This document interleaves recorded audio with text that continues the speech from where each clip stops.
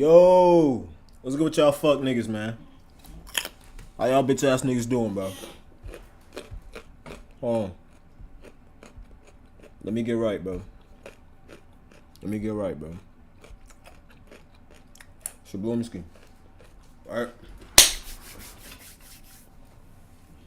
I got you, bro. I got you, bro. It's been a great week, bro. It's been a great week. We've got some, you feel me?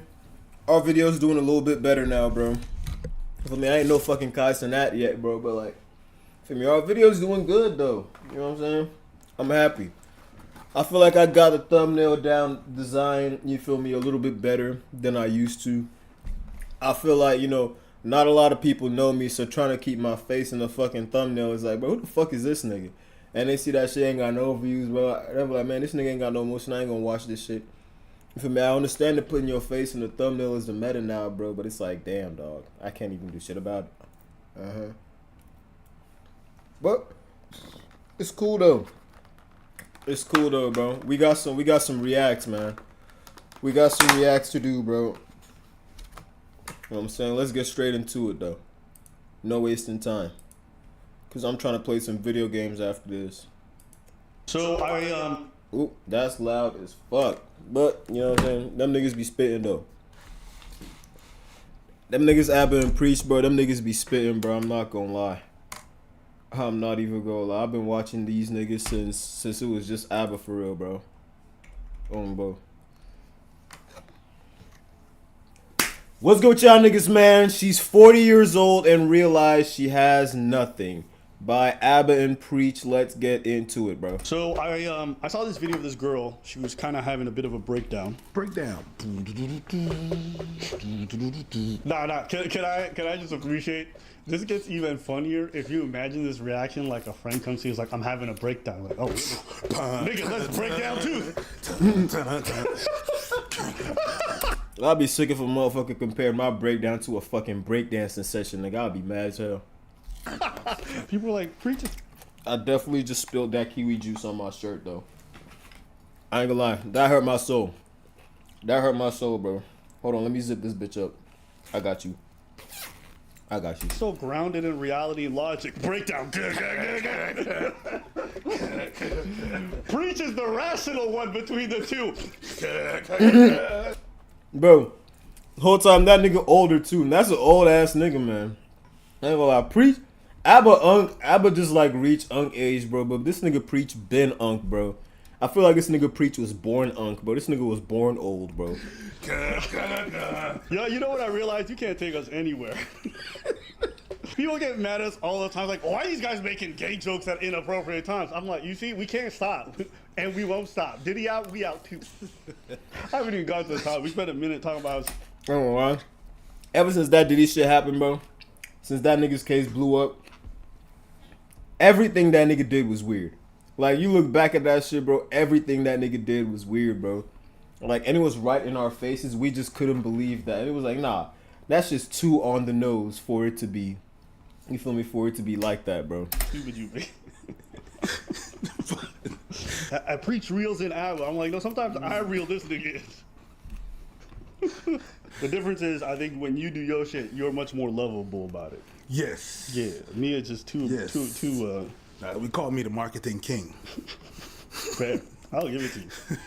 The one thing I will never deny, Preach is way more likable than I am. People are like, Abba's arrogant. I was like, no. Y'all think, I don't know. I ain't never met these niggas in real life, bro, so I can't even speak on it. I was about to ask y'all niggas y'all know these niggas, bro, but y'all probably don't either, man. They seem like pretty cool dudes, but that might be parasocial as fuck, bro. I ain't gonna lie.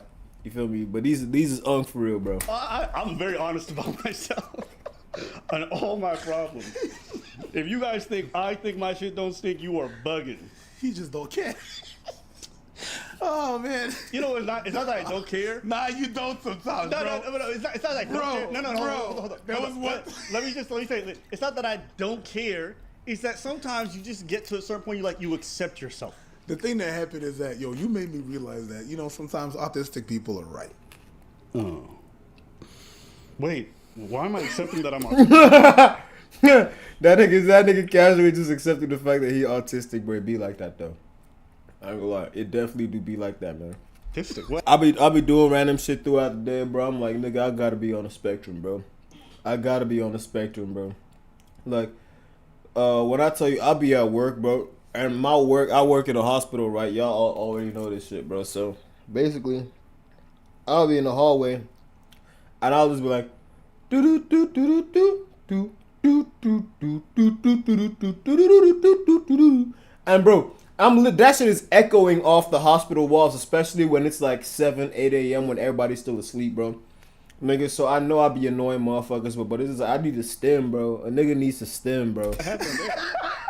What was that? No, What was that? 40 this year and everything is just hitting me right now.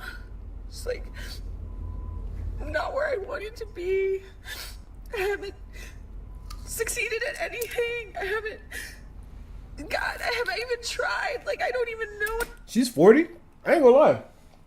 She look good as hell for 40, bro. Like, she could pass for 24 easily. I just turned 24. I'm pretty sure I look older than her, bro. Anymore. I don't know how to do anything. I don't know how to cope with anything. And I don't know how to, I did this whole growing. She's 40?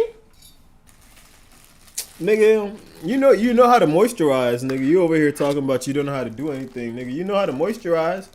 You ain't got a single wrinkle, nigga, or maybe that's just the camera quality, or maybe you got a filter on. I don't know. But you don't look 40 though. Thing wrong. Like I'm supposed to be an adult. I'm supposed to be able to handle these things, and I can't handle anything.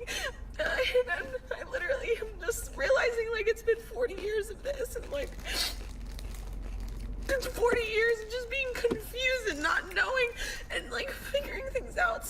40 is so crazy, bro. I'm not gonna lie. And like not like I haven't built anything. I haven't nothing like to show for this time. I just don't know what I'm doing here. I feel like this comes with the expectation, the societal expectation of where you're supposed to be at a certain time, bro. You feel me? The key to happiness is try your best and release yourself from the expectations of other people, bro. That's just what you gotta do, man. I ain't gonna lie, you're gonna live a much, much happier life that way. I'm lost, I'm afraid, and I don't. So that's the clip from Preach as our resident old nigga in his 40s. What are your thoughts? Same bitch. Type shit on, bro.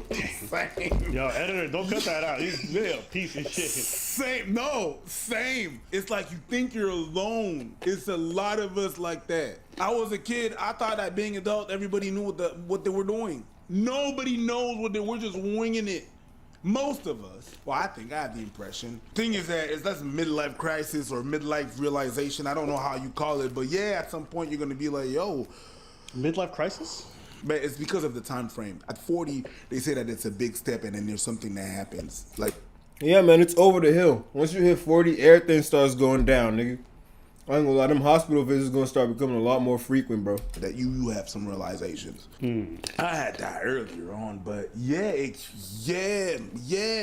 You feel like you're in the same boat as her? No, but I understand that, and I've been in the same boat as her. Okay. Like, I can understand where that's from. I'm not there anymore, but there's a point in life that you're like, yo, what am I? Why? What's bro. this existence? I feel like that happens so many times in life, not just one time, bro. Like, that's a thing that constantly happens when you enter different stages in life. You look around, you feel me? You look around, it feels like everybody got their shit together, bro. Like, all your peers got their shit together. But nigga, them niggas winging that shit too, bro. Them niggas just know how to hide their shit better than you.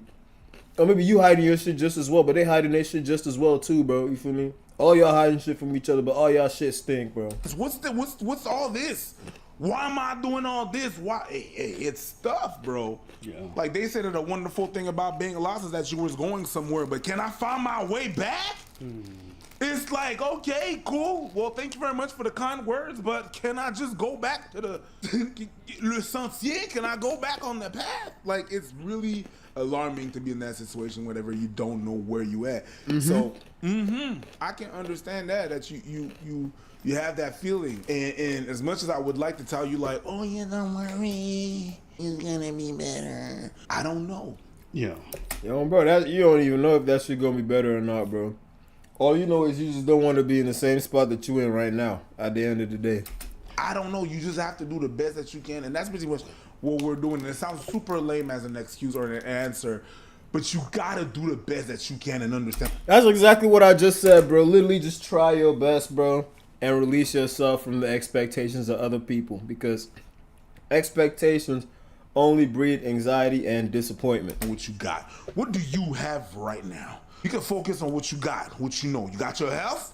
Shit, okay, we got that. Then we can Bro, healthy like a motherfucker, man. Feel me? I was about to say, a nigga built like an ox, nigga.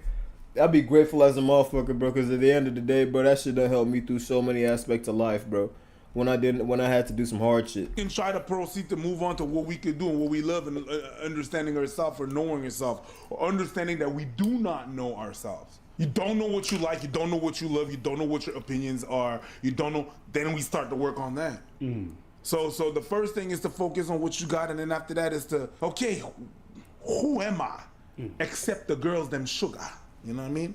Then you can proceed into what you want to do. But yeah, I even at 40, like the age thing, they put a lot of pressure on us as a kid. I'm not talking about being 40 and being a kid. No, I'm just talking about being a kid. You supposed to know. You put a lot of pressure.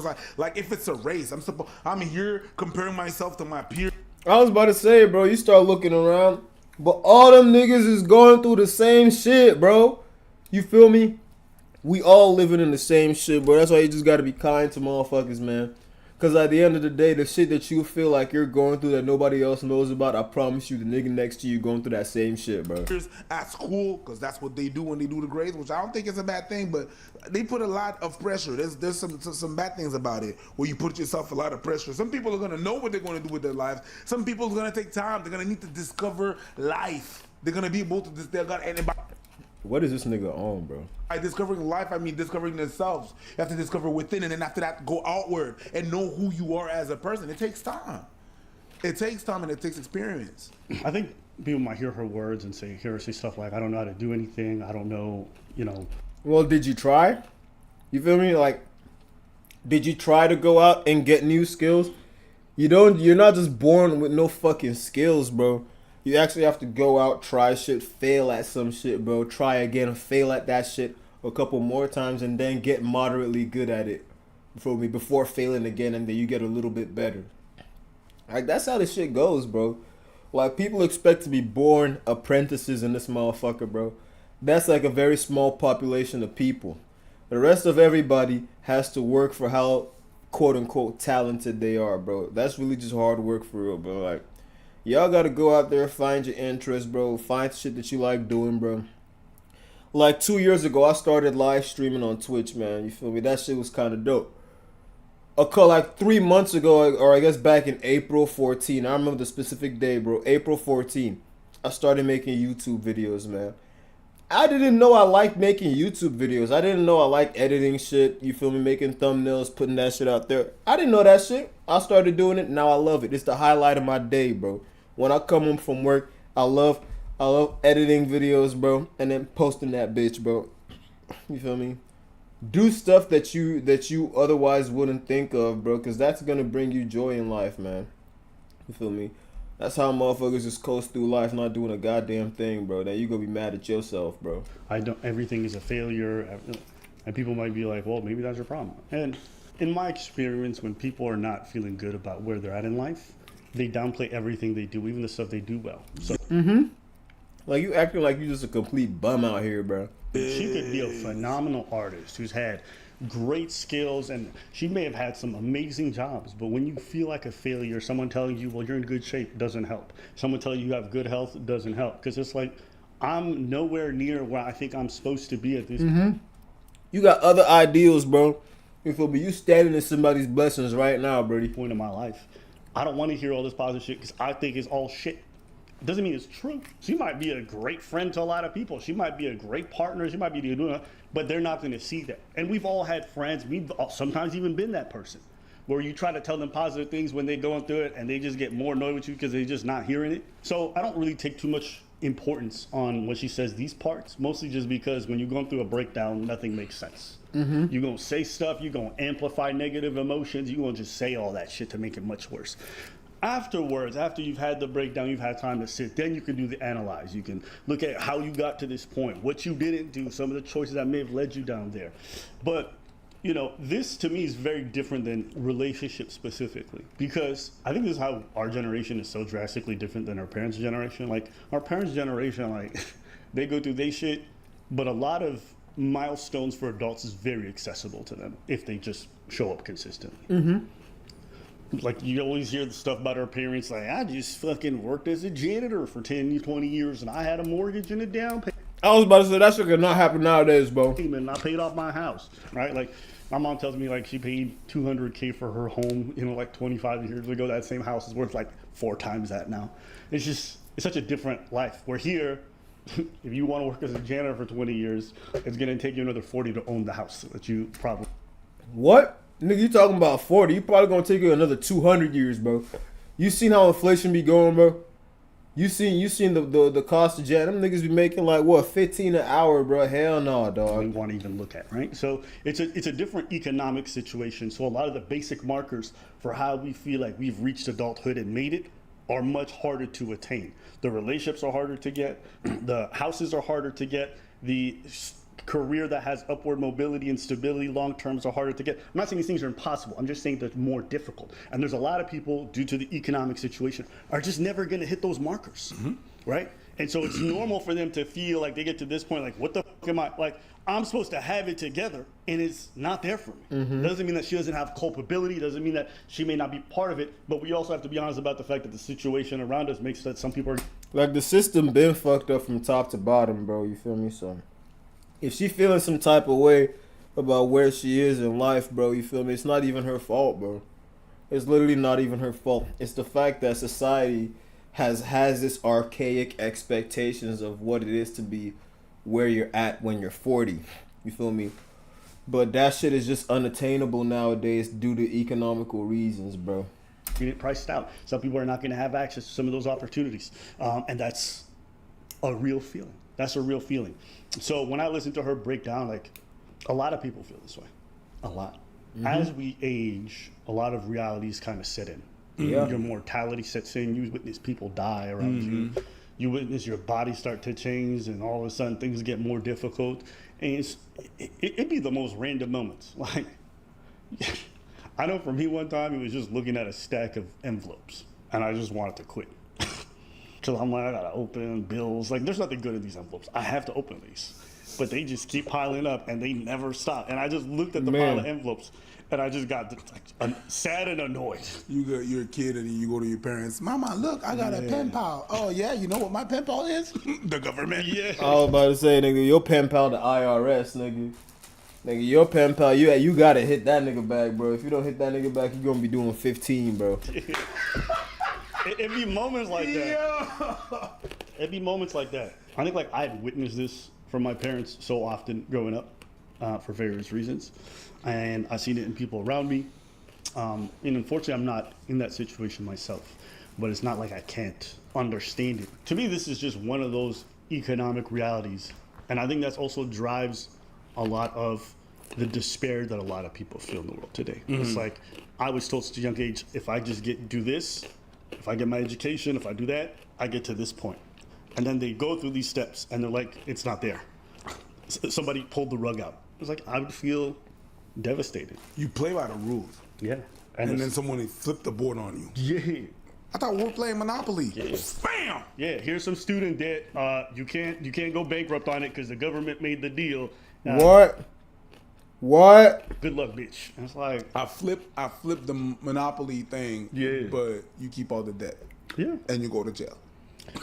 For real. And look, some people are more savvy. Some people made some better decisions and they got ahead. And, Yeah. you know, they're going to look at this like to make better decisions. That's fair. But I also think we can all agree that we shouldn't live in a society where it's like, if you didn't choose the right pathway here or the right pathway there, then you're destitute. Because that's just not a good society to have, in my opinion. Leaving more and more people behind because they didn't make the best choices in life makes a more unstable and chaotic environment. I was about to say, because nobody's making the perfect decisions all the time, Brody. It makes us more polarized and more separated from each other. There's no benefit, I don't think, to live in a world where, you know, we leave more and more people to the wolves just because they don't make, like, society should be about, to some degree, not completely, because personal accountability has to come into it to some degree, but society works best, I think, when we take care of those that we can, you know? And, you know, I talked about this before in a previous vid, but it's like, I think that's part of my civic responsibility in terms of, like, that person who pays way more taxes than the average person. Like if that can lead to certain programs where more and more people are helped, then I'm all for it. Obviously, I'm not trying to send that shit to go bomb some in some Middle Eastern countries. Shit, hey nigga, that's the end of the video, bro. Appreciate y'all niggas for watching, man. You feel me? At the end of the day, you know what I'm saying? She don't look 40, bro.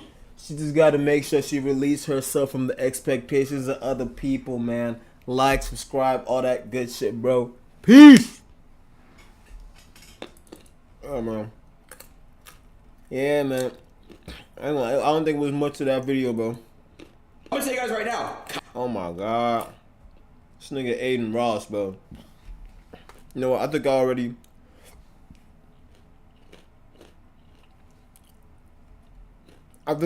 made a video on him. Fuck it. Fuck it. We're gonna do another video on Aiden Ross, bro. What's good with y'all niggas, man? Aiden Ross is the last man standing on a dying platform by our boy Omeezy. Let's get into it, bro. I'm gonna tell you guys right now. Kai's going. Your Rage is going. Bob just got the news. He's leaving. Bruce is going. Speed's going. Everyone's going to Kick. I don't think everybody's going to Kick, brother. Everyone goes.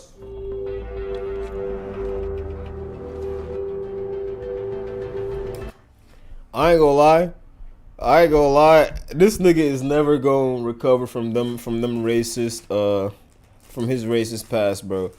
Like, this nigga was genuinely, I thought he was changing, bro, but I didn't even know the depths to his racism, bro. Like, that nigga's a racist little shit, bro.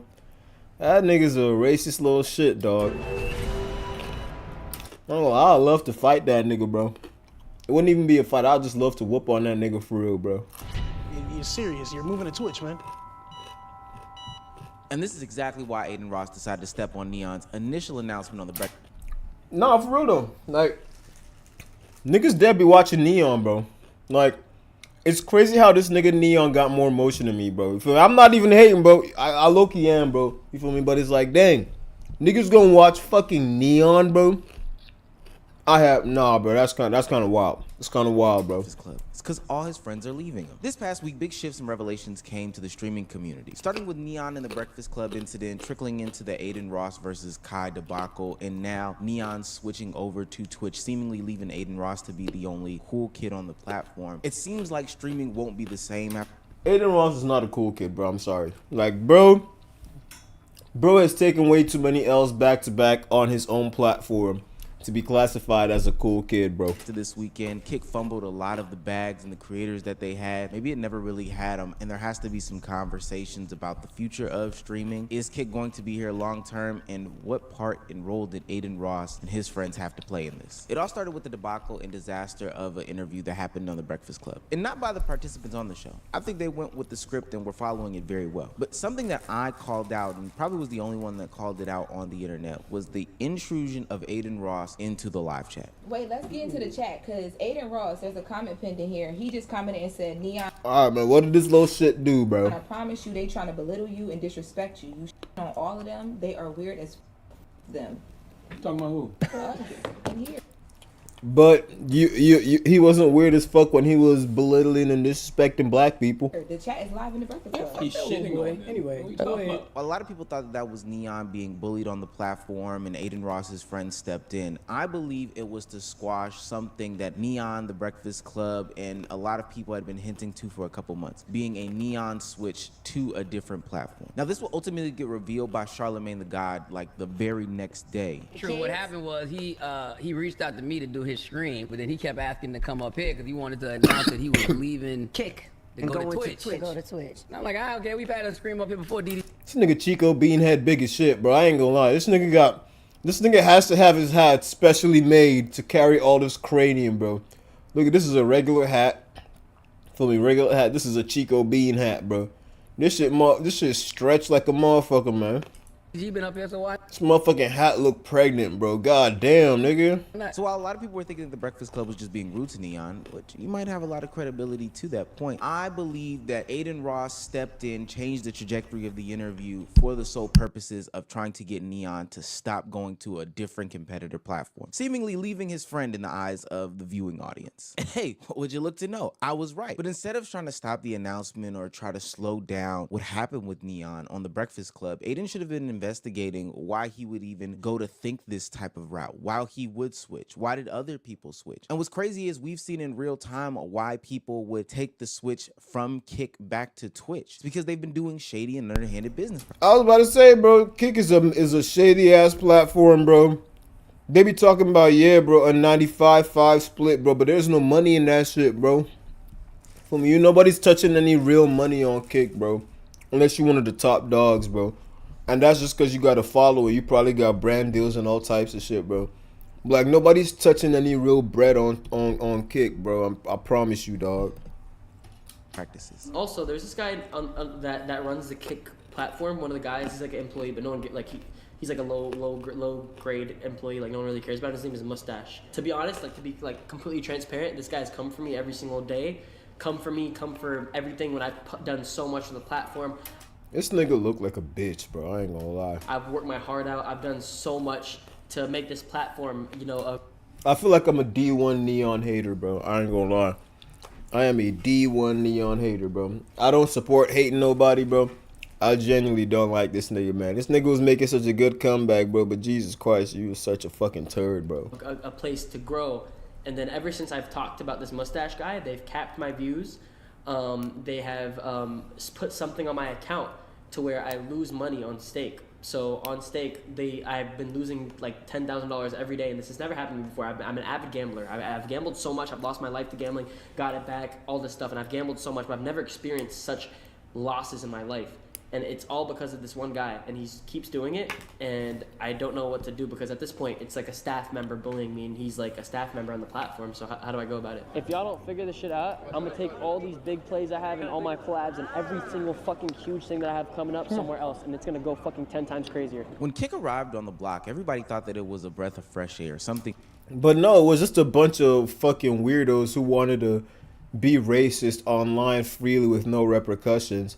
And then they were surprised when there's no companies want to pour money into a company that supports racists. Like, when you think of Kick, bro, dog, when you think of Kick, you don't think of upstanding gentlemen who are making, you know, good content or funny content. You just think of degenerate motherfuckers, man.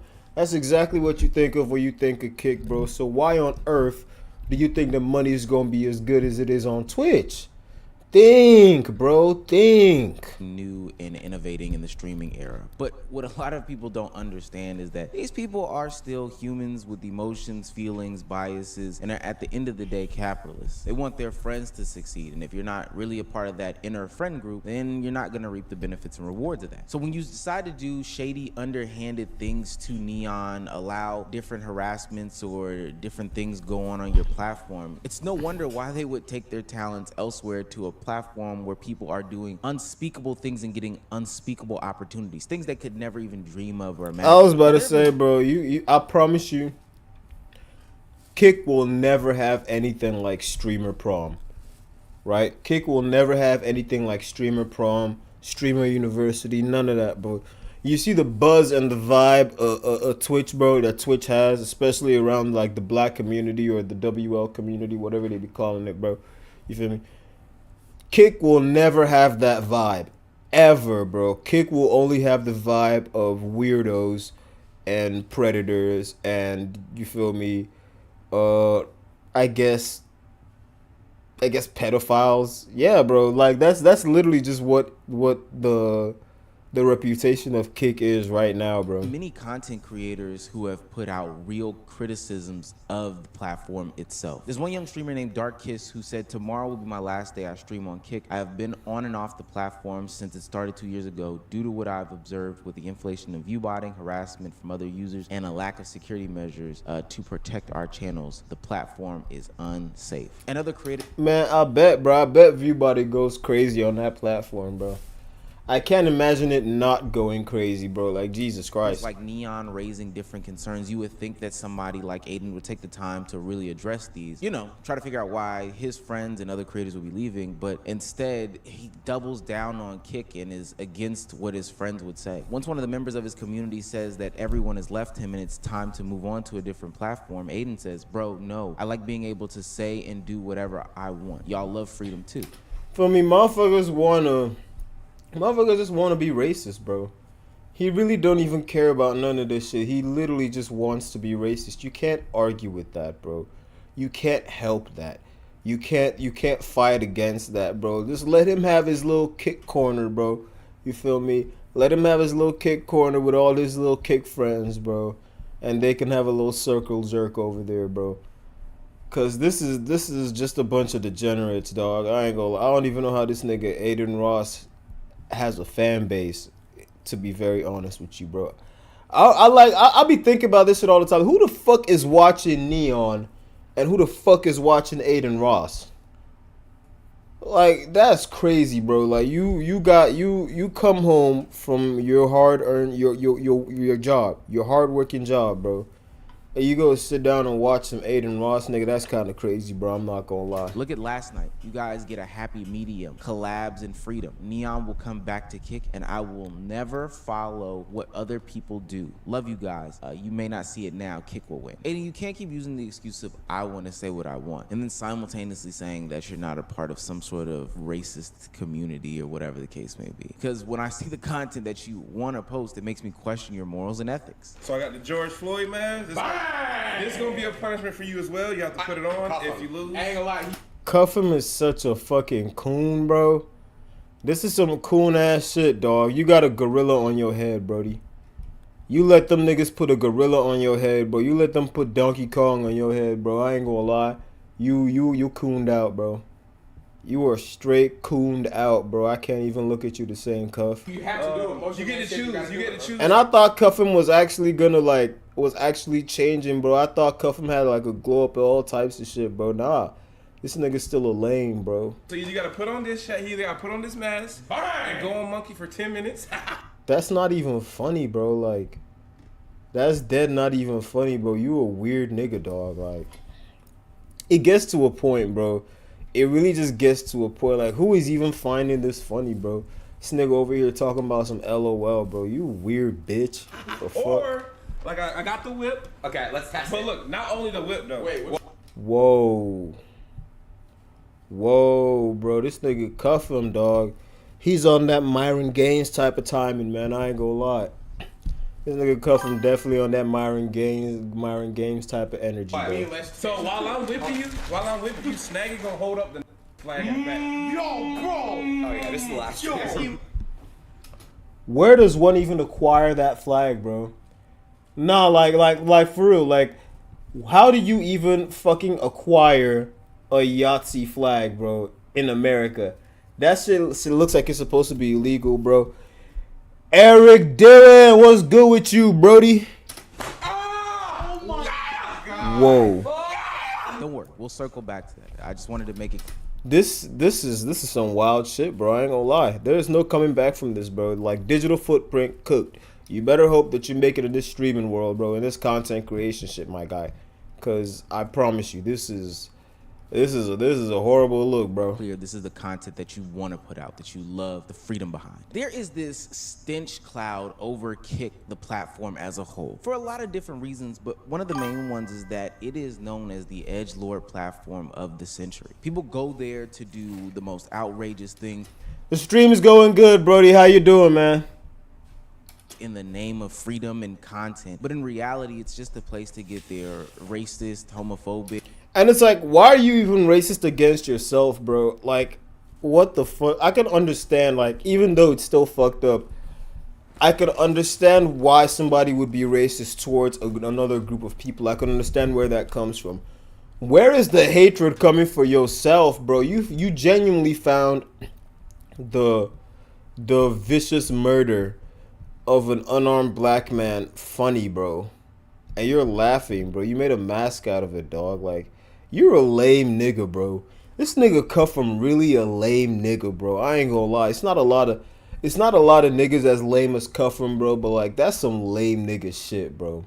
I ain't gonna lie. You're right there with Myron Gaines, bro. You're a bitch. I ain't gonna hold you, dog. And just outright intolerant content off. And what I think happened is two things. One, a lot of streamers just went there for a bag. I mean, we can walk down memory lane with that one. But two, they realized that on the flip side of that, they are losing out on a bunch of different opportunities that are coming down the Twitch pipeline. Right now, Twitch has been home to the biggest streaming events of the year, and the only thing that Kick has for its claim to fame is videos of Cuffham sipping lean and whipping chairs. Meanwhile, Streamer University, Streamer Prom, Stud Buds, Route. That's what I'm saying, bro. It's like you're never gonna see this shit on Kick. This shit right here, this shit will never happen on Kick, bro. All the main niggas, all the poppin' motherfuckers is on Twitch, bro. Cause they know better. Cause they know how advertisers work. They know how the community works, bro. You feel me? They know how this content shit is supposed to be. They're not fucking degenerates, bro. And they're not racist. I think that's the most important part.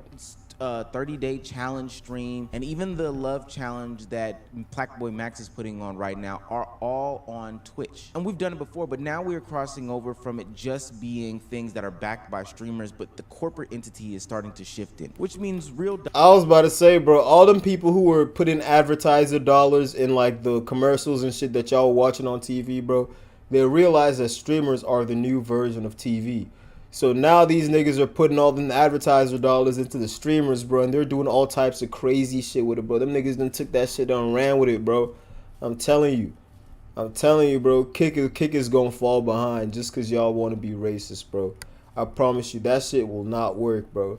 You got way too many creative people. You got way too many beautiful black people on the other side, bro. They're not ready to let that shit happen, bro. Interesting Gamer 225. What's good with you, my guy? We just reacting, bro. Dollars, real cents, and real shifts in fame. Kai Cenat is planning to do streams with LeBron James. We're talking big celebrities talking about doing their streaming on Twitch. This nigga Speed deadass became a fucking world idol, bro. Like, bro went on a whole world tour. By the way, fuck Serbia, nigga. If you in Serbia, you watching this, bro, y'all niggas be racist, bro. Y'all be racist as hell, bro. How the fuck do y'all do what does a regular ugly motherfucker, you feel me, a regular random bum, bro. I'm talking about a random dude, bro. Dude not handsome, dude, there's nothing special about this dude. It's a random, regular Serbian nigga, bro. How the fuck do you feel like you're better than Speed just cause you white, bro? You feel like you can joke on that nigga, bro. Nigga, fuck you. Oh God, nigga. Motherfuckers were, I ain't gonna lie, that was terrible PR for the country of Serbia, bro. Y'all need to do better, bro. I ain't gonna lie. That shit pissed me off. And Kick just lost. Speed low-key pissed me off too, cause he was playing into it a little bit, bro. But it's like, damn, dog. Them niggas just unnecessarily racist, bro. I can only imagine how it would be for like a random person, dog. It's 12th largest member after running through other guys like Bruce and Your Age. And a good part of that is just due to the bad connotation of Kick. People want to be on the Twitch platform. They don't want to be on this edgelord platform. Another reason why is because when Kick came in, it said it was going to be new, breathtaking, invigorating, and honestly had the bag of One shit breathtaking about Kick, bro. I ain't gonna lie. The only thing breathtaking about Kick was the amount of racism, bro, on it, bro. You say you're also a streamer. Hell yeah, but we should collab sometime, man. Attached to it. But one of the problems that a lot of the streamers saw is that the people that were running the platform just weren't listening to them. Hey, Kick! What the fuck my predicts then? The fuck is wrong with y'all? Niggas is useless! What the fuck are predicts, bro? Am I just such an unmonetized bitch that I don't even know what predicts are? I don't even know if I should get mad at this, bro, cause like, nigga, do I even qualify for predicts, bro? I'm such a small creator, man. Kick, bro, I don't know what type of ego y'all got going on right now, but y'all niggas need to remember, you niggas need us. Niggas don't need y'all niggas. I don't know if y'all niggas forgot. I don't know if y'all lost the plot, but y'all niggas got the game fucked up, boy. The fuck my predicts. Okay, so a streamer like Your Age, he came on and he was asking for like one thing. He wanted channel points and he wanted, you know, voting or polls, right? The right vote poll system. And I think he asked a long time for that. His community, they're very big on that. To be fair, I've known Josh a very long time, for years. And it seems like such an easy thing to implement, bro. But you see what it is, bro. You got these 3 white bread motherfuckers who don't really give a fuck about content, bro. They just straight capitalists, bro. I'm not saying Twitch is any different, bro, but these niggas are genuinely soulless, bro. Like, Brody got a whole Johnny Bravo poster behind him, bro. Like, what the fuck? And I know for a fact that, like, he's the type of person that it involves his community, like all these reactions and all these types of things. And I just know that he made it very, very, like, you know, very clear that he needed that feature in order for his chat to kind of be engaged. You know, he wanted that feature. So that's an example that I could just think of on the top of my head. I can name more, but it's like, I don't want to do that. I just want to show you guys, like, the small change could do so much for the platform. That's what I'm trying to get at. Let me tell you one thing. I don't even think I'm allowed to say this. I still haven't gotten paid my last like payment or 2 from Kick. I ain't gonna cap. They offered me more money than last time, so it's not one of them things. So that's just withholding bread, though. Like, them niggas, that's straight up just withholding bread, bro. Them niggas did not pay that nigga, bro. Like, I would have taken Kick to court at that point, bro. I ain't gonna lie. Rage is better than me, bro. Kick would not be a platform anymore if that shit happened to me, bro. When they offered me less money, I said, fuck y'all niggas. No, they offered me more. So I was like, damn, I'm coming back to Kick. So I thought. But I was like, yo, YG would be like, I don't know. Would that make my audience happy, bro? Like, Kick was cool while it lasted. I know I ain't had no predicts. It was cool, but like, I felt niggas wasn't really happy over there. Like, they were forced to use that app and shit. I was about to say, bro, don't nobody want to have to download a new app just to watch a motherfucker, bro. Like, Twitch is where it's at. I'm sorry, bro. Twitch is where the culture is at. Twitch is where everything is at, bro. I love streaming on YouTube too, bro, but like, I ain't gonna lie. Twitch is always gonna have the culture on lock when it comes to live streaming, bro. YouTube is gonna have the culture on lock when it comes to, like, you feel me, general evergreen videos and shit, bro.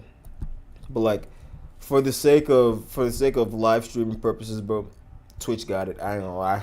Hey, every time I went live, I seen niggas like, oh, I gotta use that. Like, I ain't gonna lie, I was like, damn, I feel like a sellout.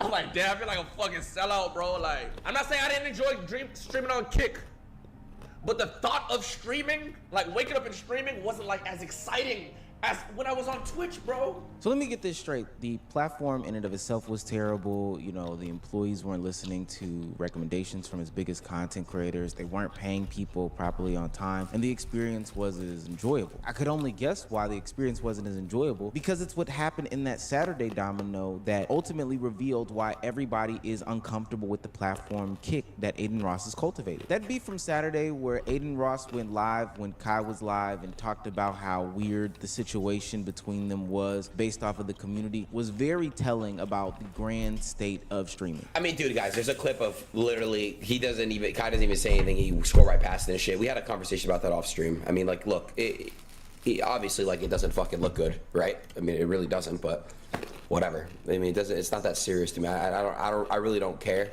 If people do or don't want to fuck with me online or whatever, it is what it is. Bro, maybe not everybody's trying to deal with your racist ass audience, bro. And the crazy part is that you can literally do something about it, bro. You can literally moderate your chat a little bit, bro. But no, I want freedom of speech, bro. You just don't have to deal with racism. That's why you want it, bro. You stupid bitch. At this point, I just don't give a fuck anymore, bro. That's why I'm trying to tell y'all. No, it's not about being folded. I'm genuinely telling you guys I genuinely don't care. Like, I really don't even give.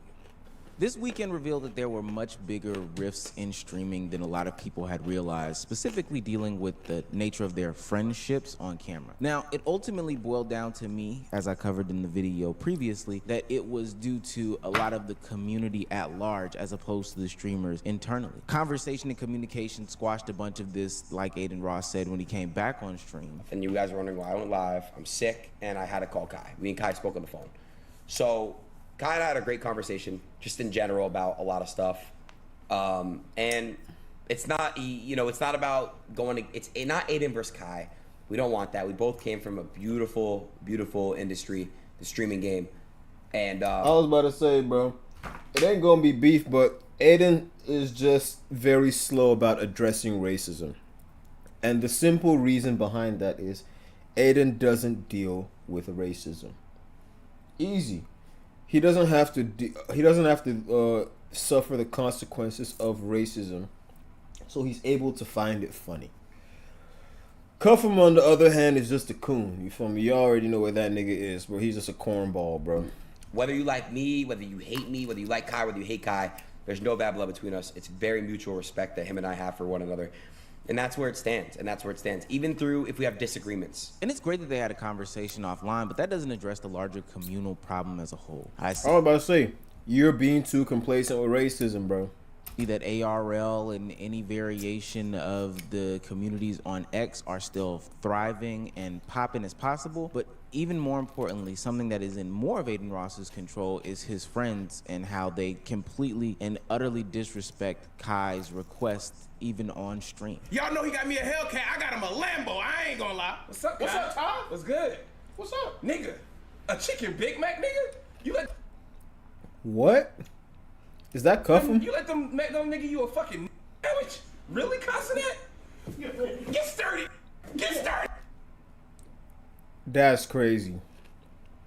That's crazy. The dick riding is so crazy, bro. I'm not gonna lie. The dick riding goes so fucking hard, bro. And I bet Aiden didn't check him either. I bet Aiden did not check him either, but I bet he laughed at it too.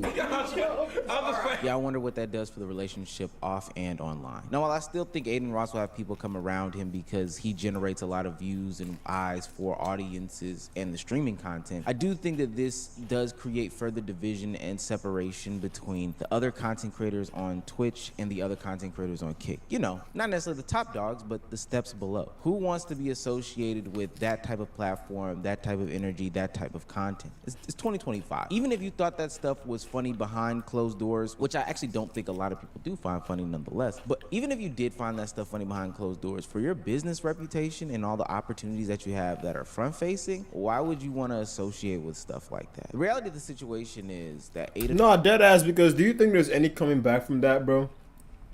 Like, once that's you, there's no coming back, Brody.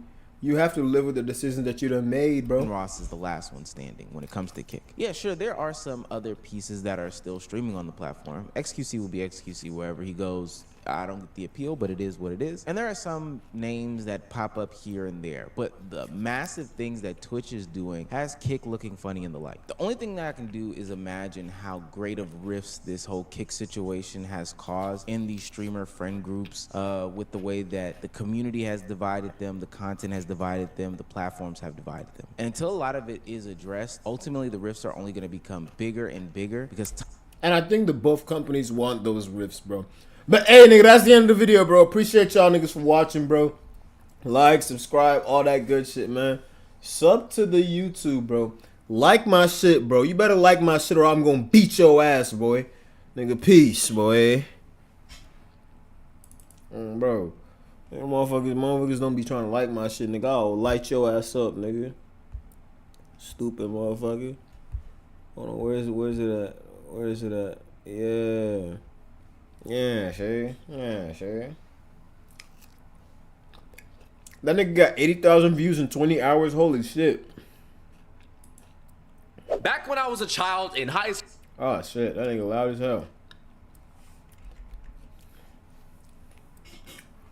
What's good with y'all niggas, man? The Invasion of Predator Teachers by our boy Love Hilal. Let's give him a like and let's get into it, bro. Shablon. Back when I was a child in high school, the most controversial thing that took place at my institute was a teacher being caught with, let's just say, graphic imagery of young individuals on his hard drives. Tons of it. Now, I did not have this instructor. A friend of mine actually did, though, and they always told me, like, how shocking it was to find out this happened because that teacher was such a nice, cuddly, warm, amazing, good dude. Fast forward a little bit because I went to 2 different high schools actually, and in my other high school a similar case happened, but except this time the teacher had a real physical encounter with the student. And soon after that I remember thinking, am I cursed? Do I have like cursed energy? Do I have the freaking 9-tailed fox inside of me? I don't know. Freaking kryptonite? I don't even know if that's how it works. I still gotta watch the Superman. Heard it was a good movie. But anyways, one of my middle school teachers actually had an entire wall with just a bunch of pictures of girls from the previous graduating class. Very Nah, that's kind of crazy, bro.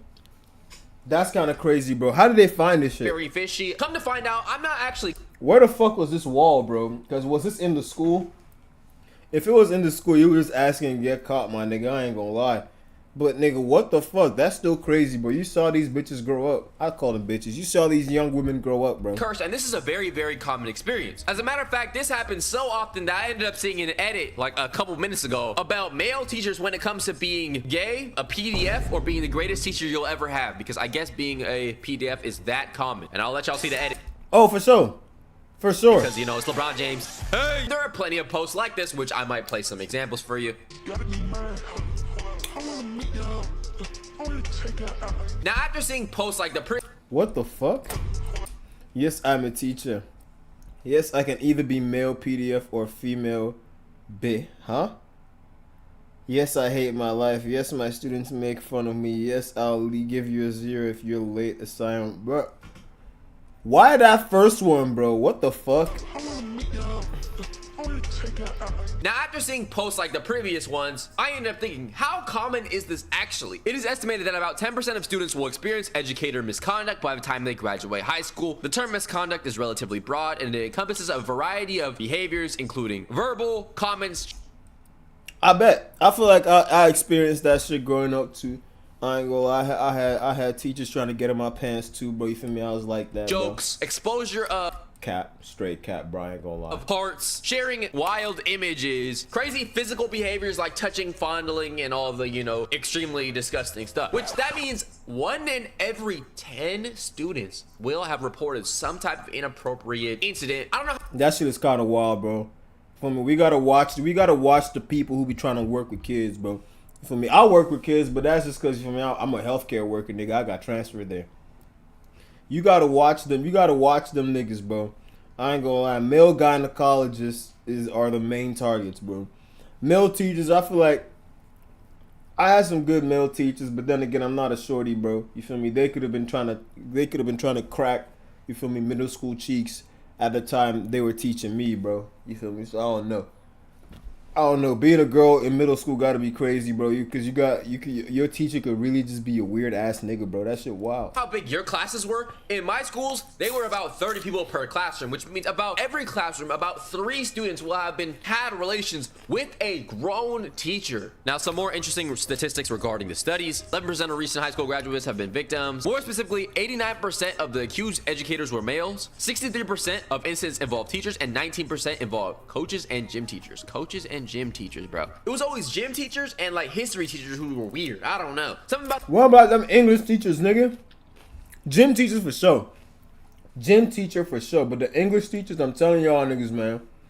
Them English teachers was some weird niggas, man. Them gym teachers, they be teaching us stretches and then they'll go to like the girl side. It was weird, bro. It was weird. Another article I seen from Business Insider says that they conducted an analysis of 388 disciplinary records of educators accused of misconduct. Of the 388, only 166 contained evidence that administrators conducted a thorough investigation on. So out of that 166 that they actually conducted an investigation on, only 4 of them were determined to be false accusations, which proves that false accusations don't happen nearly as much as, you know, actual real incidents, let's be honest. And out of those, 54 cases resulted in no disciplinary action. Not enough. We don't care. As the school board, we don't care. Principal, we don't care. 52 of them were reprimanded or briefly suspended. Brief suspension. My employee, my teacher, my colleague talked to some underage individuals. Don't do it again, all right? We'll see you next week. Make sure. Suspending the teacher for cracking buns, underage buns, is crazy, You bro. have the lesson plan ready by Monday. Wow, that's a very harsh punishment, cruel and unusual punishment, man. How dare you give them this much punishment? They shouldn't even been suspended at all, man. Obviously not. 10 were reassigned to new positions. Wow, what a PR move. Nah, bro. Reassigning is crazy. Reassigning is kind of crazy. God damn it, man. I like you, man. I liked you. Okay. You can't be a teacher? You know what? You could be a TA, be the teacher's assistant. Or, you know what? Vice principal. I like that. I don't like that. 120 were allowed to retire or resign. So there's like, all right, bro, just go ahead. Retire? Keep your job retired? That shit is crazy. That shit is crazy, bro. Motherfucker can retire, get a pension, don't gotta work no more. Wild. Retire, bro. We're not gonna prosecute you. Chilling with your feet kicked up, drinking a pina colada on the beach. 60 of them were terminated, and the remaining outcomes were not disclosed. AKA, they are all in the White House. Nah, I'm kidding. Them niggas on the island, nigga. I don't know where they are. They're not disclosed. I don't know where they are. They on the island. I ain't talking about Lagos, nigga. They're not disclosed. Brief intermission. If you're enjoying the video so far, please make sure you sub to the channel. We're on the road to 200,000. Bro, sub to the channel and sub to me, bitch ass nigga. Subscribers. Also, make sure you sub to the second channel right here. Hey, hello, we're at 29,000, almost at 30K, so it would be awesome if you sub to that channel as well. Should be linked in the description or pinned in the comment section down below. Some other crazy statistics in case you're already not on the same page as me. It was a 53% increase for SA cases and a 99% increase from R-word cases since 2016. It was found that only 6% of students actually officially reported the educator. So a lot of times students will go through stuff, and because they're young, because they don't know better, they don't really know what's right and what's wrong, or they just don't know how to go about it, or they don't have a trusted parent, guardian, or close friend group to really report this to. A lot of times it seems like these educators go scot-free. And this perfectly explains what I was talking about, because a man who's now 18 says that a teacher was abusing him for years, gave him alcohol, money, other gifts. And in the caption here, it says the misconduct began in 2021 when the boy was 14. Nonetheless, she was able to Damn, she groomed that nigga whole time, bro. That's crazy. walk around free for an extra 4 years without actually getting reported. Some more important information that I do not want to forget to mention is that a lot of times when people are younger, minors, whatever, will wait from 3 to 18 years to actually report on said case, which is on average about a decade or so. So a lot of times you see these percentages and they're really high, right? Like, oh, trust me when I tell you it's a lot higher than that. It's so much more higher, bro. Because add up all the ones that are undocumented, all the cases that are, you know, untalked about, the ones that are swept under the rug, you know, we keep it on hush mode. I wouldn't be surprised if you double it, give it to the next person, you know? That Double it, triple it, quadruple it. I promise you that shit high as fuck, bro. 1 out of 10 might really be like 2 to 3 out of 10. Is that crazy to say? Oh, by the way, that only counts like talking, touching, but if you want to count like cheese pizza or, you know, inappropriate imagery, that's probably a whole different other statistic that we didn't really combine into one. Also, the statistic that we read earlier was that this is mostly men, 89% to be exact, but I definitely did see a lot of like incidents in my schools with kind of suspect behavior coming from women teachers. If you're a girl, maybe you can relate, because I've seen it firsthand where it's like younger English teacher and she's like low-key flirting with the athletes while also Bro, that's what I'll be talking about, bro. The English teachers, nigga. I know ball, bro. I'm telling you, be them English teachers, nigga. like talking down to the girls in the classroom. I don't know. It's like a weird dynamic. And recently I've been seeing an uprising in a lot of like women PDFs. For example, high school teacher is facing charges of having a relationship with a 16-year-old student. Man, what? I ain't gonna lie. I've hit. Couple times. I ain't gonna lie. She ain't bad. She's crazy though. Crazy as hell. But I hit though. And of course, in the comment section, where the hell were these teachers back in the day? 3,000 likes, you know, just glorifying crazy behavior. But unfortunately, you're a dumbass who weren't raised properly by 2 loving parents. Oh Isn't my very God, smart, bro. is low IQ. Oh my God, bro. Like my fault that I seen some fine shit. Like damn, nigga. Like yeah, I know she crazy, bro, but she still fine shit, bro. She can be fucked up and still be fine shit, bro. Like damn, nigga. Cute and deserves to get smacked in the back of the head. This boy might have had the best day of his life, and this is a woman. Too pretty to be messing with kids. As if like you got to be ugly to do it. Is it like, okay, if you're ugly it's fine, but if you're pretty, you know, you can't. There's a married teacher in Florida who was accused of being with a 14-year-old in a classroom during lunchtime for an entire year. That shit is crazy. In the classroom, they don't got cameras, nigga. Yuck, yikes. And then married teacher accused of having relations with a student over 50 times faces 60 years with new charges. A broke kid 60 years, holy mother of God. in high school has more leverage than her grown bill-paying husband. Wow. 60 years for what? Giving him the best years of his life. Let's be real, the student hit the jackpot. And I feel like these people have never really had an encounter with PDF, because I know people, men who were involved with women who were older and like they, 1, regret it, and 2, had trauma from it, bro. All these people were just glorifying it, being like, oh, big bro, he's so cool, he's so, you know, you're weird. And you also don't know what it's like, so why are you talking like that, bro? Do you understand how many undocumented cases go by every day? Day by day, these people scoot underneath the rug, and this person is being reported with 60 years. Why do you think that's happening? Because he probably reported her. He was not having the time of his life. Whole time. That nigga got traumatized, man. He was actually indoctrinated by society and told that he was supposed to like this, and then he found out this is wrong, and then he Yo, Twinkle Toes, what's good with you, man? You got a wild name, Brody. I ain't gonna lie, bro. How you doing, man? probably freaking reported it. Be wary, you never really know who's going through what and what's taking place unless you really know. But if you see suspicious behavior, please tell somebody something about. They do be like that, bro. Them weird teachers, big man, they be weird as fuck, bro. Y'all gotta watch them niggas, man. Y'all gotta watch them odd motherfuckers, bro. Bro, I didn't really understand what was suspicious, what was not, and what was normal and what was not. So I was like, okay, this is how it is, I guess. This teacher just freaking bending over in front of people because I guess this teacher just wearing this type of weird outfit just because I guess. This teacher is being oddly nice to the athletes because I guess that's normal. And my freaking middle school teacher having a plaster of a bunch of girls on his wall who were all freaking 12 is all out of kindness, I guess. Now, as far as why this is happening, I don't really know too much. I have a couple inferences. To me, the immediate things that stand out about a teacher and a student, like the dynamic, is definitely like the power thing. You're looking. I think it is the power thing, bro. There was the weird niggas in high school. You feel me? There was the weird motherfuckers in high school. Turned around, came to college, became even weirder motherfuckers, man. Up to, you know, the professor. As a professor, you know, you have all the control. So a lot of times the professor might feel that like dominance, as crazy as it is, and feel like they need to assert that dominance. Besides, I don't know, freaking teaching the math problem properly, okay? Be dominant there, bro. Be dominant in making sure. Why you trying to be dominant? Your students get the proper education, okay? Be dominant during the lesson planning, okay? Make a good lesson. As a matter of fact, the amount of freaking teachers I had that couldn't teach a proper lesson actually is infuriating. Don't let me get off topic. The education system is pretty underpaying, correct? I'm guessing they don't really do proper screening a lot of times. And let's face it, bro. You know what a PDF's dream is? An institution full of young individuals in one place. You know what that is? School. Literally teaching, bro. Literally school. Of course they're gonna come and be like, yeah, I want to be a teacher. I want to be a teacher. I'm gonna teach the class. And secretly, you know, in their brain, they're like these. Where am I from, bro? I'm from the most amazing country on the face of this earth, nigga. I'm from Nigeria, bro. Rubbing their hands and itching at the thought of, you know, being around people of that age. So naturally, of course, a place with a lot of, you know, young individuals, I'm thinking probably attracts, you know, people with that type of mindset. I also wonder if there has anything to do with like poverty. I feel like when it comes to crime in general, poverty plays a role. But when it comes to these type of crimes, I don't know if these are predominantly happening more in places that are low income or jobs that are low income versus people that are high income. I don't know if there's any correlation with that. I did find a Reddit post that says, why has there been such an increase in teachers, students? Has it always been like that? Is it more common than I really? I think it's always been like that, but it's just getting more and more reported now, bro.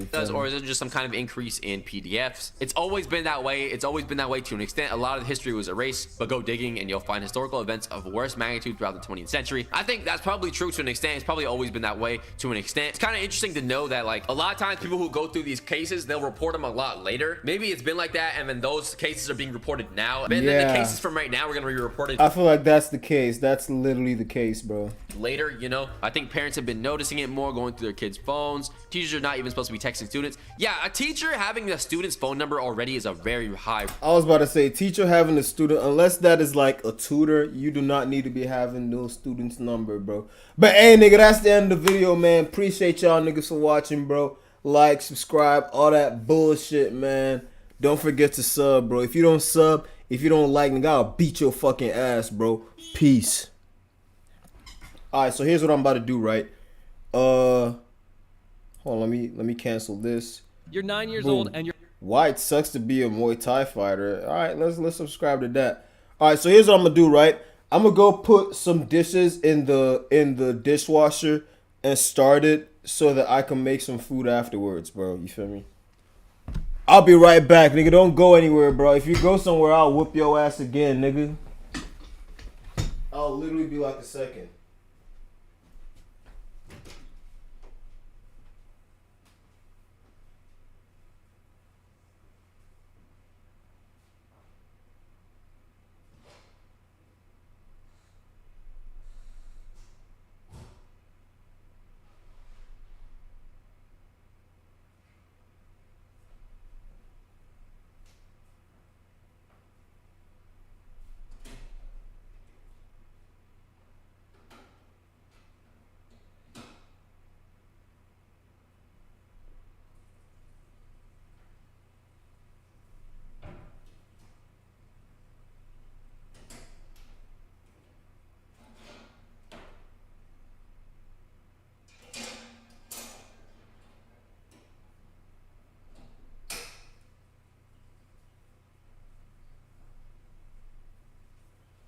Hell yeah. We got that shit running, boy. Yeah, the way my washing machine be working, bro, it's like...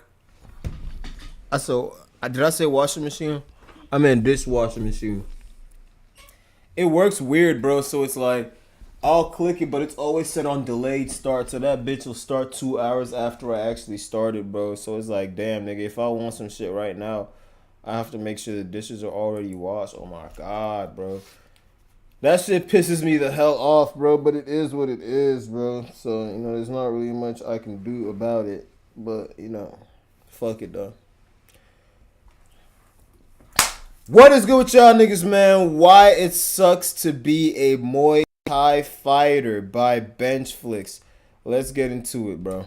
You're 9 years old and your first heavy bag is a sun-faded mattress roped to a fence. You kick it until the springs rattle and dust clouds bloom in the air. Your foot hurts. You keep going. You call it training. No one told you to. No coach, no older cousin, no dad yelling instructions. You saw it in a clip. Walkout blasting pads in slow motion, veins like ropes, the crowd screaming. Something in you said, that's what I'm supposed to do. So you did. Your friends are off playing video games. You're out here barefoot, shirtless, sweat drying in the heat. That's how it be, bro. I ain't gonna lie. That's how that shit be, nigga. I resonate with this shit so much because when I was a little kid, bro, I'm from Nigeria, right? So I seen all my homies playing soccer, bro. I see all my niggas playing soccer, doing all kinds of cool soccer tricks, bro. Nigga, I was cool with the kickboxing, bro. I just like fighting, bro. You feel me? A nigga just like fighting, bro. I played soccer, but it's like that wasn't my main thing. I just played it here and there. I wasn't even nice at soccer for real, bro. But when I tell you, bro, I could throw some fucking hands, bro, nigga. I could throw some hands and I could throw some mean ass kicks, bro. So that was my art, bro. Does this nigga have 6 fingers? Okay, he has 5 fingers. I was about to say, but I was about to throw me the fuck off. Eat like salt crust.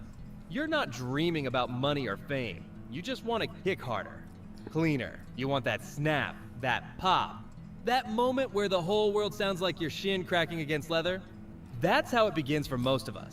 Not in a dojo, not in a fitness class, but alone, watching low-resolution YouTube highlights and thinking I could be Deadass, Sanchai's best moves, him. bro. You pause the video when Sanchai fakes left and elbow spins right, then rewind it 20 times to study the foot placements. You don't even know what orthodox means yet, but you already believe you're destined for greatness.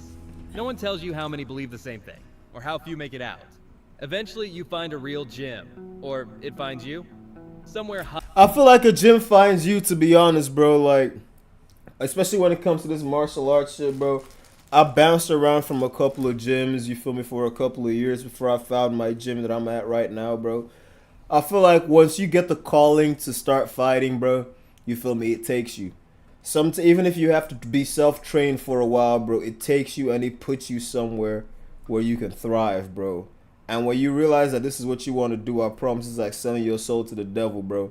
There's no going back, man. Hot, humid, with more buckets than showers. You step inside and the air smells like Tiger Balm and old rope. No music. The Tiger Balm, man. Y'all don't even know nothing about that Tiger Balm, bro. That shit minty as hell. That shit like Vicks Vapor Rub, bro. Just pads being kicked and coaches yelling in Thai. You're nervous. You shouldn't be. Everyone I'm on some wee! It starts at 0 here, but still, you tape your hands wrong. You flinch when the bag swings back. You learn fast. The training isn't fun. That word disappears early.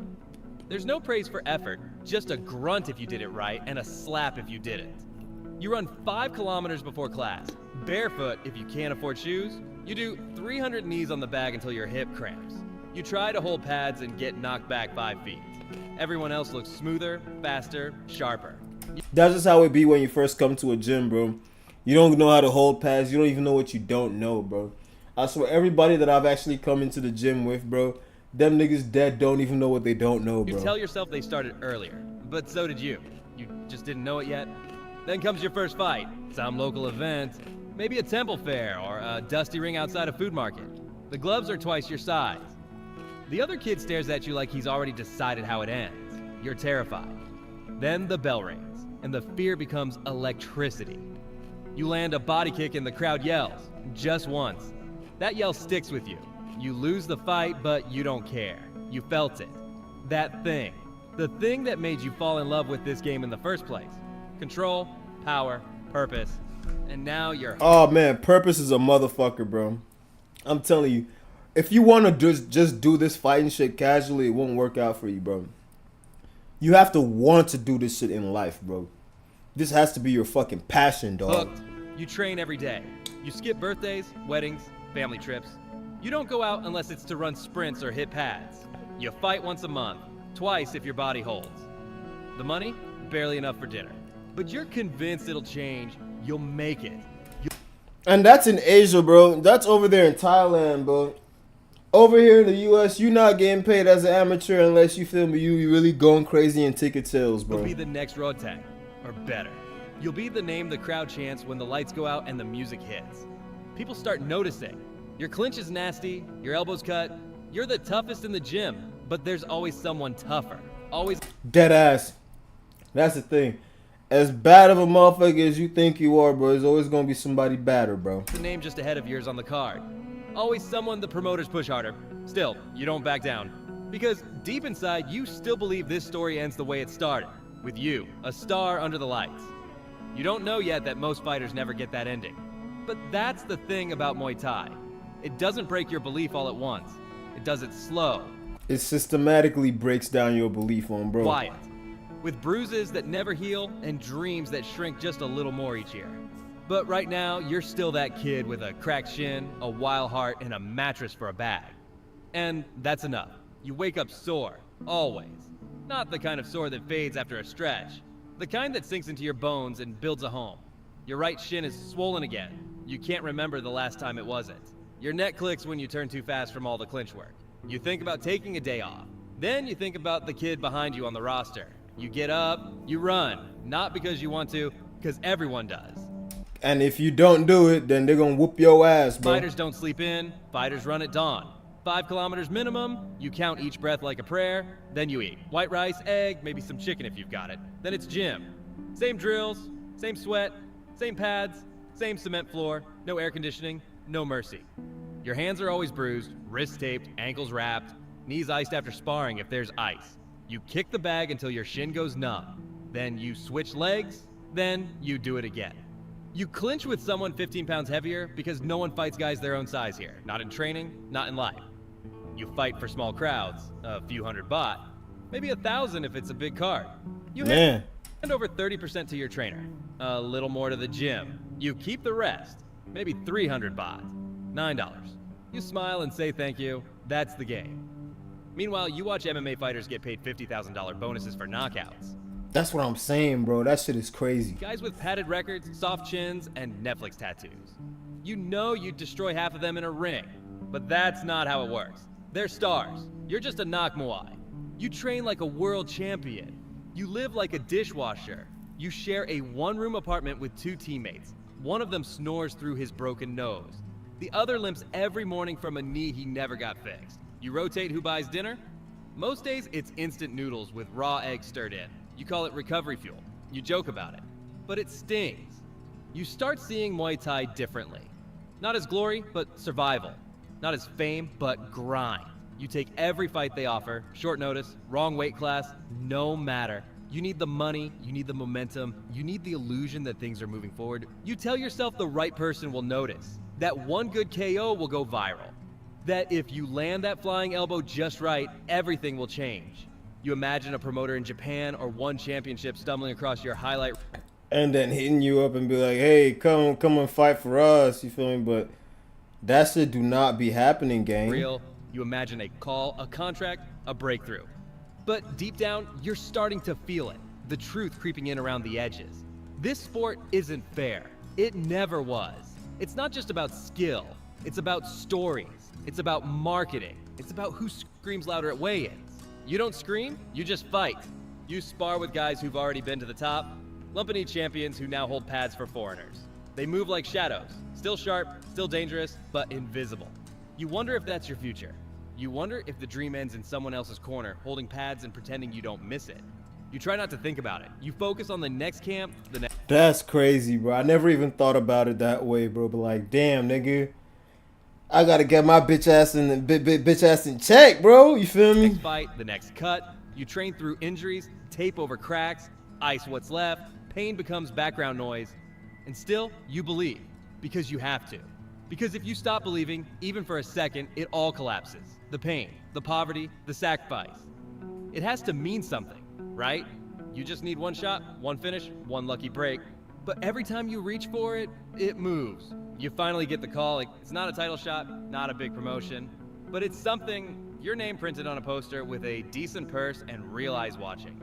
You train like your life depends on it, because it does. You don't party, you don't rest. You cut weight with plastic wrap and spit into water bottles like your jaw's a faucet. Man, bro, I'm telling the bottle technique is undefeated.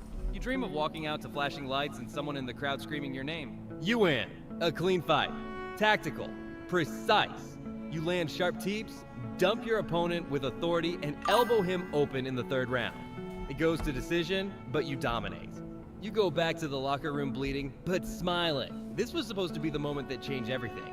It isn't. No press, no follow-up offer, no contract, no repost from the promotion, no calls from Japan, One, or anywhere else. You check your phone every hour like it's broken. You clip the fight yourself, post it to Instagram with a caption that says, "Next up, 100 likes, 2 comments. That's it." Meanwhile, some loudmouth fighter with Dang, dyed bro, hair that and 4 shit's fights is crazy. That shit's crazy as hell, bro. Like, that's so flown humbling. to Singapore for a card with Pyrotechnic. He's got a brand deal. You've got a torn shin and a past due rent bill. You know you're better. That's the part that kills you. You've outclinched fighters who've headlined, you've outlasted legends in sparring wars, but when it comes to visibility, you're a ghost. And in Muay Thai, ghosts don't get paid. You start teaching more on the side. Pads for tourists, conditioning classes for rich teenagers. You used to judge those guys for showing up in brand new Fairtex gear and needing water after 2 rounds. Now, you count on them to pay your electric bill. That's crazy. That's crazy. That's a sick life, bro. I ain't even gonna lie, bro. That's sick as hell, dog. You tell yourself, this is temporary. A small detour, that you're still climbing, still in it, still 1 fight away. But your body starts whispering otherwise. Your hip aches when you turn over on your left kick. Your neck doesn't turn all the way anymore. Your left wrist clicks every time you wrap it. You can't remember the last time you sparred without painkillers. You stop going to certain gyms. Too many hungry kids, too many hard rounds, too much risk for too little return. Then one day, you see a clip go viral. A fighter half your experience lands a flying knee KO and gets signed the next morning. He's got a 6-pack, a manager, and a camera crew. You watch it loop on your feed while you're wrapping your own pads with duct tape. You whisper, "I would kill him," but you never say it out loud because it doesn't matter. He's marketable. You're not. I was about to say that's the shit, bro. Ain't that some shit, bro? You feel me? Hey, nigga, that's the end of the video, man. Appreciate y'all for watching, man. Like, subscribe, all that shit, bro. I know that shit sucks, bro. Like, when you know you can really fuck somebody up, bro, but they just have the better, you feel me, the better opportunity to be more visible, bro. That'll kill me, dog. But, hey, appreciate y'all niggas, man. Like, subscribe, all that good shit, bro. Without further ado, peace. Alrighty. Let's see what's up next, bro. No, that's just the MMA shit. On July 17th, 1980, I ain't trying to watch this Nicholas motherfucker II right and now, his bro. I ain't trying to watch that right now. Those are private videos. It's Monday. You sit at. What if we swap these with Extreme Planets? What the fuck? Okay, so I'm just gonna say this straight off the bat. This is gonna be one of my most unemployed videos you guys have ever watched. Downfall of Hub's life. You know what? Fuck it, bro. Fuck it, bro. It's 12 minutes, nigga. But you know what? I don't even want to watch this Hub's life video, nigga. I don't really watch that shit, dog. Let's see. Logan Paul's Karma is finally already watched that.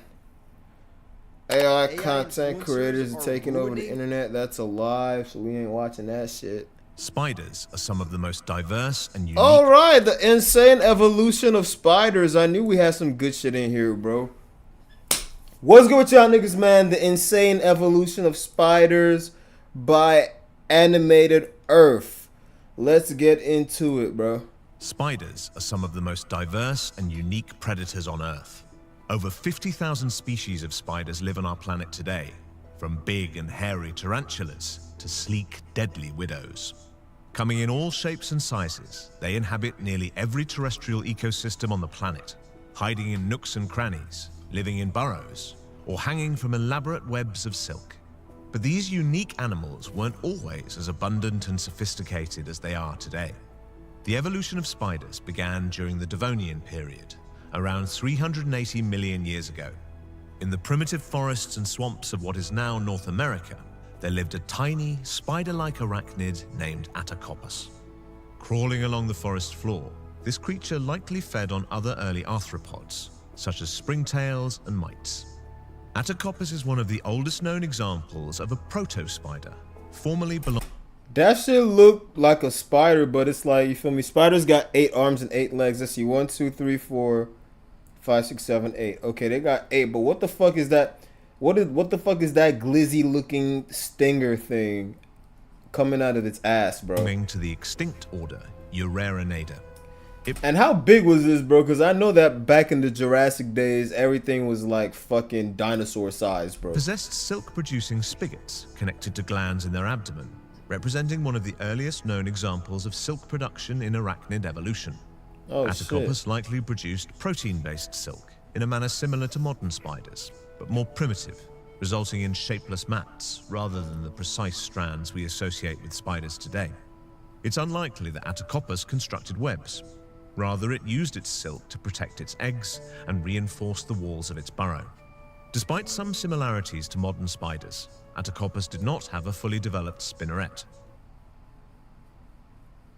What the fuck? Free ad blocker. Whatever, bro. So it wasn't technically a spider. The first spiders did not walk the earth until the late Carboniferous period.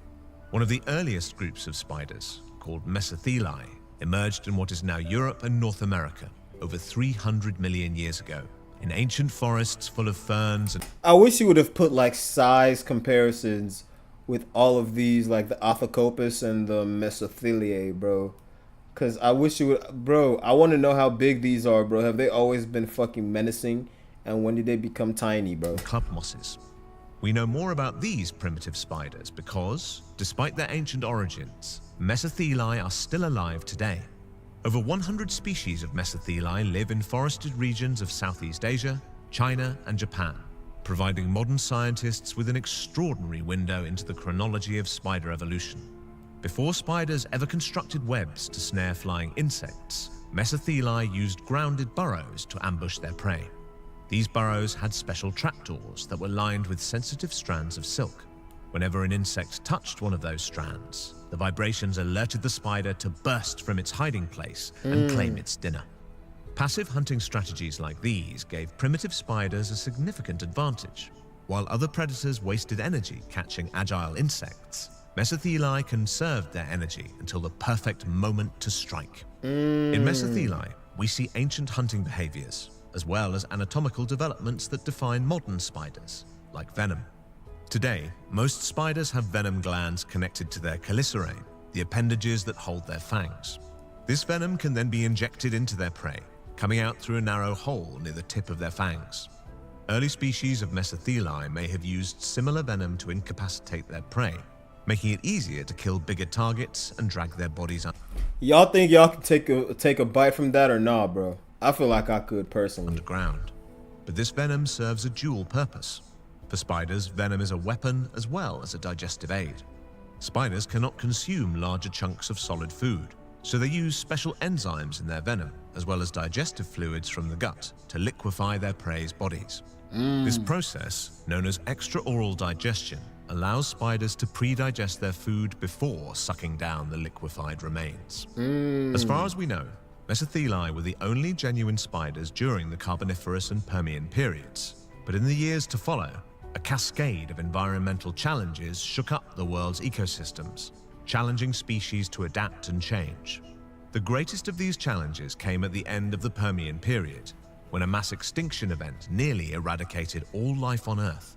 This event, known as the Permian-Triassic, or PT extinction, annihilated 81% of marine species and about 70% of terrestrial vertebrates. Damn. Even some groups of insects, which are typically more resistant to extinction, suffered dramatically.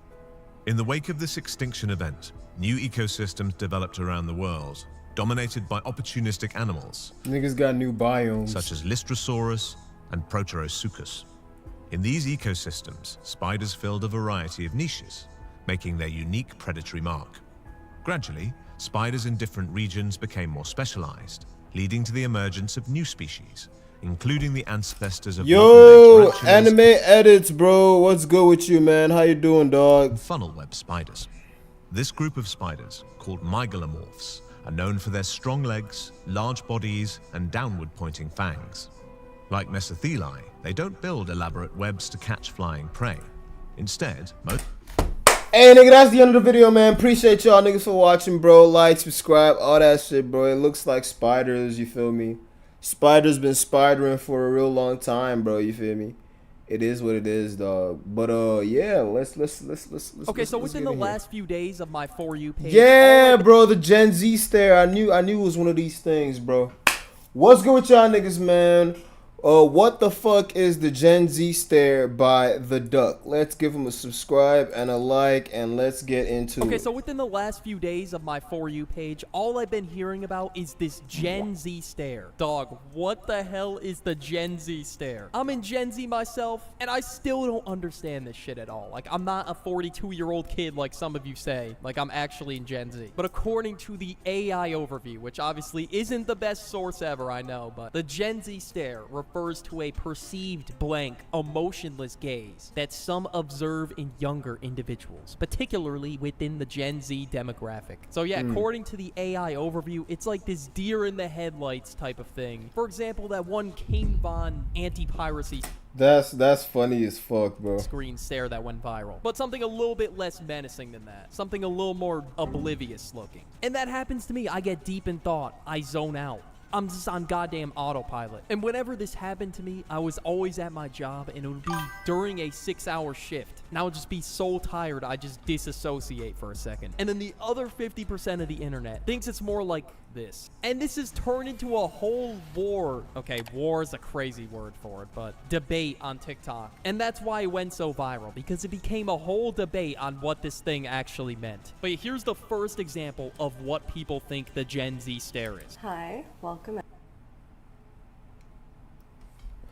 I thought I just had a pop-up blocker, bro. I swear to God, I had a pop-up blocker. Man, how is everyone tonight?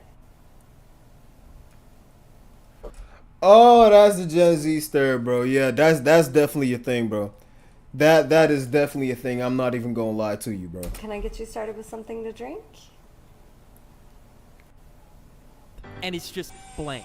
They think we are that socially inept to the point where we don't even respond at all. Yeah, man, we're just gonna say nothing. It's totally realistic. Like, you seriously act like we can't even order a burger. Dog, what are we talking about? Like, yes, Gen Z sucks at socializing. I'm willing to admit that. But I'm not willing to admit I can't order a burger at a restaurant. Like, this is literally an exaggeration. There is no way that is the exact Gen Z stare that everyone is talking about. Because when the is this happen? Like, I'm pretty sure we can all respond when it comes time to order a burger. Because if there's dialogue inputs that are required, we're all responding. They act I was about like to it's say. our first day on Earth. Like, seriously, bro, what? All right, this has to be a troll. There's no way. Never mind. It's They over here trying to act like we just some fucking robots, bro. Like, what the fuck? Stop deliberately misinterpreting this. It might not be all of them, but it's majority of Gen Z customers. Majority of Gen Z, last time I checked, is in their 20s. But yeah, we got brain dead comments on this video saying Gen Z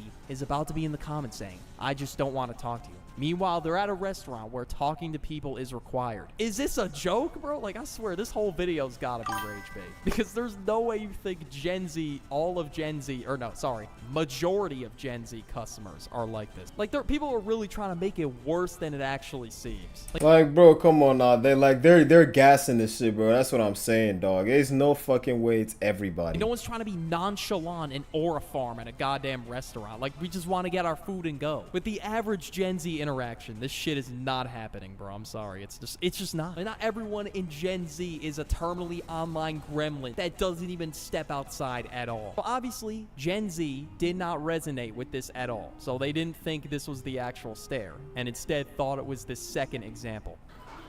That's not how you bag, honey. What are you doing?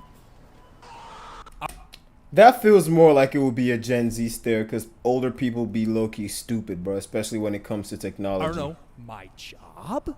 My God, like I just, it's insane. But yeah, this is when most people would use the Gen Z stare and just stare at them blankly. Because in this scenario, I would be so done, I just would want to stop existing. So I would just go deer in the headlights mode for the rest of the interaction. Literally just stare at him, bro, like, dang. I want to get a good look at your face so I remember what the face of stupid looks like. I don't even care. Let's make it awkward because you want to pull up all aggressive and shit. So this is definition 2 that people have coined the "are we dead ass" stare. Or you say like, are you being for real right now in your head? And I mean, customer service. That's that no fucking way stare, bro. Workers just go through hell the entire day at some places. It's either you're super busy for the entire day or it's just straight tumbleweeds. And you know, on those busy days, you might happen to deal with some idiots. Or you might be having a rough day already and something stupid just sets you off. But you don't want to get fired at the same time. Because that's what really the second definition really encapsulates. Try not to get fired challenge impossible. But yeah, I don't know. In other cases, I know this might be a head move, but look, sometimes I don't even want to respond to people. I just can stare at them. Not for basic social interaction. Like obviously if they're being a nice person, like I will. Yeah, you interact with them, but if you're just on some NPC shit, bro, dog, I don't want to fucking talk to you, bro. That's wasting my social battery, dog. And I don't owe you a conversation either. Respond to them. But if they're being all passive aggressive and in my face, I'm not responding to you. If you pull up to the counter and you're like, hey, I don't think I have to respond to you. I don't know, man. I'm just gonna stare at you, bro. And if there's some dialogue inputs that I have to do that are required, then I'm gonna do the bare minimum. That's it. Just to get you out of my face. And obviously, customer service is not the most friendly place ever. And that's where people think this, quote, Gen Z stare occurs the most. Sometimes people might look at you like this. Like, it's gonna happen. The third definition that I've been seeing going around is that they're on the customer service side and they say nothing at all. Happened to be a couple times. Went up to a cashier. I said, how's it going? They said nothing. What do you want me to do? Cry about it on TikTok? Like, literally, bro. Like, they don't give a fuck. You're not owed a conversation from a fucking underpaid worker, bro. Especially when you don't know what the fuck they've been dealing with all day, bro. No, I kept it pushing, bro. I could just tell they were tired. They're going through some shit. Whatever. They're in customer service.